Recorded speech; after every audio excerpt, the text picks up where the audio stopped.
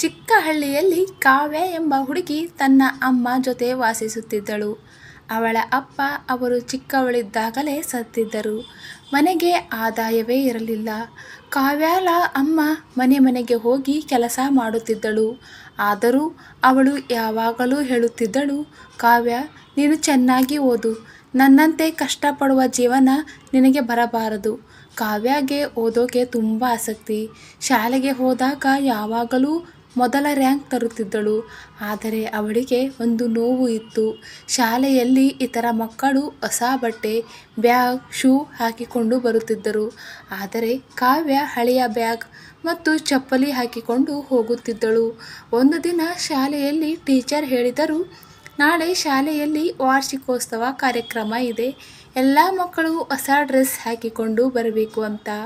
ಆ ಮಾತು ಕೇಳಿದ ಮೇಲೆ ಕಾವ್ಯ ಮನೆಗೆ ಬಂದು ಮೌನವಾಗಿ ಕುಳಿತಳು. ಅವಳ ಅಮ್ಮ ಗಮನಿಸಿದರು. ಏನಾಯಿತು ಮಗಳೇ ಎಂದು ಕೇಳಿದರು. ಕಾವ್ಯ ನಿಧಾನವಾಗಿ ಹೇಳಿದಳು, ಅಮ್ಮ, ನಾಳೆ ಶಾಲೆಯಲ್ಲಿ ಫಂಕ್ಷನ್ ಇದೆ. ಎಲ್ಲರೂ ಹೊಸ ಡ್ರೆಸ್ ಹಾಕಿಕೊಂಡು ಬರಬೇಕು. ನನಗೆ ಹೊಸ ಡ್ರೆಸ್ ಇಲ್ಲ. ಅಮ್ಮ ಕ್ಷಣಕಾಲ ಮೌನವಾಗಿದ್ದರು. ಅವರ ಕಣ್ಣುಗಳಲ್ಲಿ ನೀರು ತುಂಬಿತು. ಆದರೆ ಕಾವ್ಯಗೆ ಕಾಣಿಸದಂತೆ ತೊಳೆದುಕೊಂಡರು.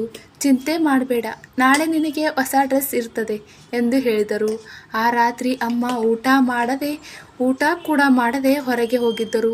ಅವರು ತಮ್ಮ ಮದುವೆಯ ಸಮಯದಲ್ಲಿ ಇದ್ದ ಒಂದು ಚಿನ್ನದ ಕಿವಿಯೋಲೆ ಮಾತ್ರ ಉಳಿಸಿಕೊಂಡಿದ್ದರು.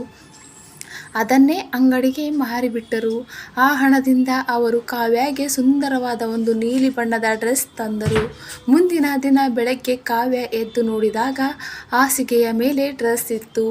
ಅವಳು ಖುಷಿಯಿಂದ ಓಡಿ ಅಮ್ಮನನ್ನು ತಬ್ಬಿಕೊಂಡಳು. ಅಮ್ಮ, ಇದು ತುಂಬ ಸುಂದರವಾಗಿದೆ. ಆಗ ಅಮ್ಮ ನಕ್ಕರು. ನನ್ನ ಮಗಳಿಗೆ ಇದಕ್ಕಿಂತ ಚೆನ್ನಾದ ಡ್ರೆಸ್ ಬೇಕು.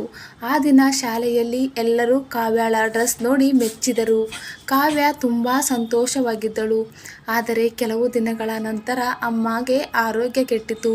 ಕೆಲಸಕ್ಕೆ ಹೋಗಲು ಆಗಲಿಲ್ಲ. ಔಷಧಿಗೆ ಹಣ ಕೂಡ ಇರಲಿಲ್ಲ. ಒಂದು ರಾತ್ರಿ ಅಮ್ಮ ಕಾವ್ಯನನ್ನು ಹತ್ತಿರಕ್ಕೆ ಕರೆದುಕೊಂಡು ಹೇಳಿದರು, ಕಾವ್ಯ, ನೀನು ದೊಡ್ಡವಳಾಗಬೇಕು, ಚೆನ್ನಾಗಿ ಓದಬೇಕು.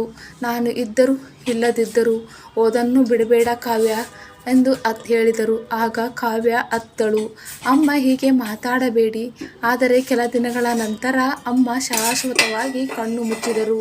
ಆ ದಿನ ಕಾವ್ಯಗೆ ಜಗತ್ತೇ ಖಾಲಿಯಾಗಿದೆ ಅನಿಸಿತು.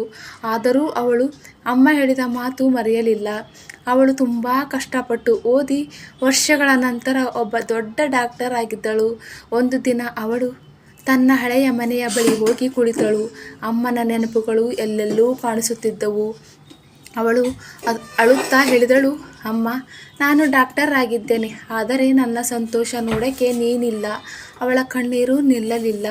ಆ ಸಮಯದಲ್ಲಿ ಅವಳಿಗೆ ಒಂದು ವಿಷಯ ನೆನಪಾಯಿತು. ಆ ನೀಲಿ ಡ್ರೆಸ್, ಅದು ಅಮ್ಮ ಕೊಟ್ಟ ಕೊನೆಯ ಉಡುಗೆ. ಅವಳು ಅದನ್ನು ಇನ್ನೂ ಜಾಗ್ರತೆಯಿಂದ ಉಳಿಸಿಕೊಂಡಿದ್ದಳು. ಅವಳು ಆ ಡ್ರೆಸ್ಸನ್ನು ಹಿಡಿದು ಅಳುತ್ತಾ ಹೇಳಿದಳು, ಅಮ್ಮ, ನೀನು ಇಲ್ಲದಿದ್ದರೂ ನಿನ್ನ ಪ್ರೀತಿ ನನ್ನ ಜೊತೆ ಇದೆ. ಆಕಾಶದ ಕಡೆ ನೋಡಿದಾಗ ಅವಳಿಗೆ ಅನ್ನಿಸಿತು, ಅಮ್ಮ ಎಲ್ಲೋ ಮೇಲಿನಿಂದ ನಗುತ್ತಾ ನೋಡುತ್ತಿದ್ದಾಳೆ ಎಂದು.